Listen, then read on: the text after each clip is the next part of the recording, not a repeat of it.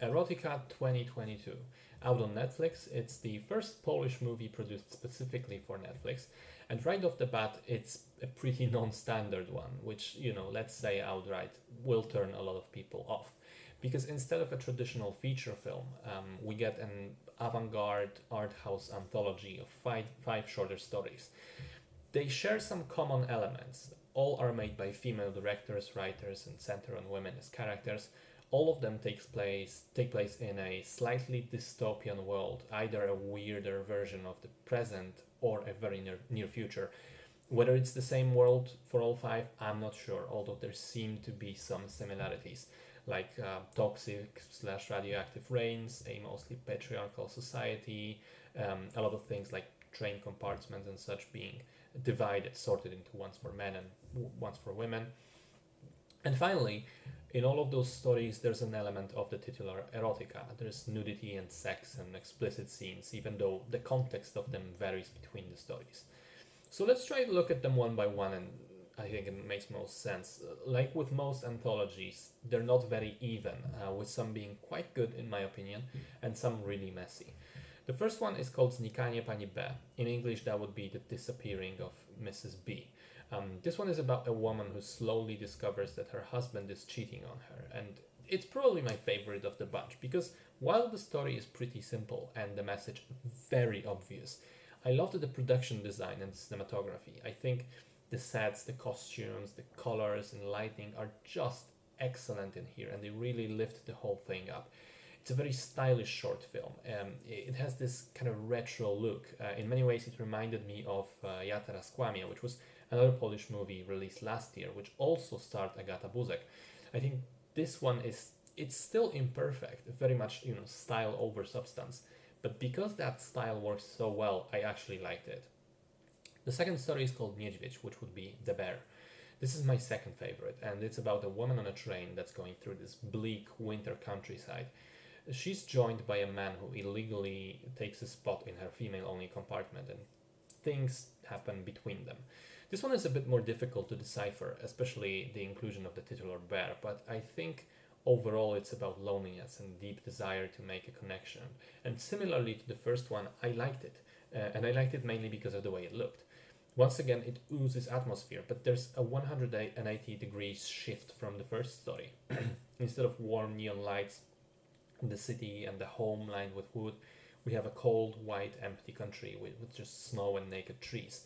I think it was a great decision to put these two one after another because of this contrast. It definitely improved the viewing experience. And again, I don't think that this story is absolutely perfect, far from it, but there's a lot to like about it, and I loved the way it ended, especially. Number three was Mocno, which I describe as hard in this context. This is my least favorite one, and I think it's a total mess. It opens with a naked woman dancing in the forest. As it turns out, that's a dream belonging to a lady living in this weird robotic family with her husband and a child that actually is a robot, I think. And this one, I'll admit, I have no idea what it's supposed to be about. I guess, when I try to think about it really hard, it touches a little bit on patriarchy and women being sort of imprisoned in their lives and maybe how artificial their life can be contrasted with the desire to be completely free.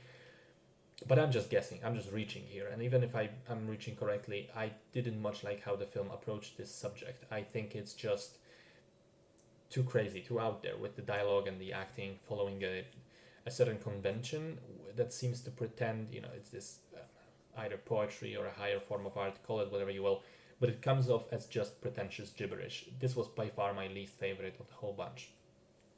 Number four was called Jeśli będziesz długo siedzieć w ciszy, przyjdą do ciebie inne zwierzęta, which translates to if you sit in silence long enough, other animals will come to you.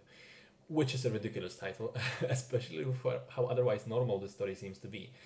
It follows a young woman living with her boyfriend and a dog in a small apartment, and there isn't really a grander story to it. It's more of a slice of life in this imagined world that is a bit different than ours. But what is here, and what I absolutely loved about it, is this display of intimacy in a healthy relationship. There are a couple of scenes, in particular, there's one where both characters are actually naked and somewhat playful, and even discuss sex. But it's not this, steaming romantic love that we often see in movies. It's this playful, silly conversation they're having in bed. It's it's ultimately about nothing, the conversation, and I think the story as well. But it's so good at showing this warmth and quiet everyday love that you can have in a relationship. I don't think I've seen it put to screen like this ever before. Does this little picture of intimacy excuse a whole story? I'm not sure. On the one hand, I wished there was something more substantial going on. On the other, I feel like maybe that would ruin the whole thing.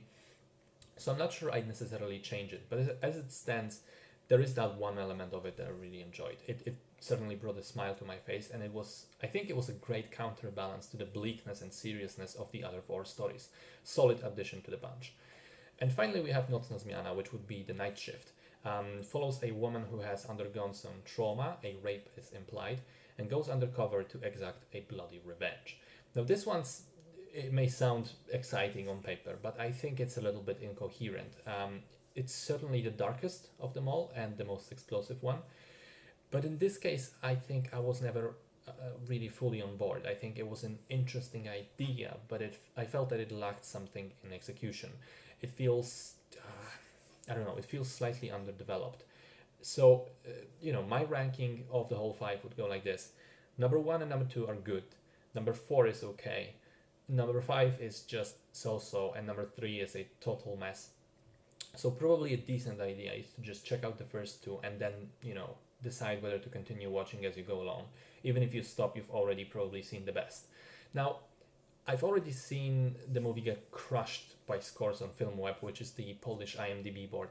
At the moment, it has 3.3 score out of 10, which is horrendous. But I think it's more reflective of the audience expectations rather than the overall quality of the film. Yes, it is weird and experimental and avant-garde, and it tells its stories in a very unconventional way. It's very much art house cinema, which means it's simply not for everyone, and that's fine. I personally commend the attempt. I think it's great that filmmakers in Poland, regardless of their gender really, are experimenting with something else than easy popcorn cinema. And I think it's great that Netflix is willing to fund it as well. And yes, in this case, it doesn't all work. It did end up being hit and miss. But there are certainly good things to unpack from this one, and I wouldn't cross this experiment as completely failed.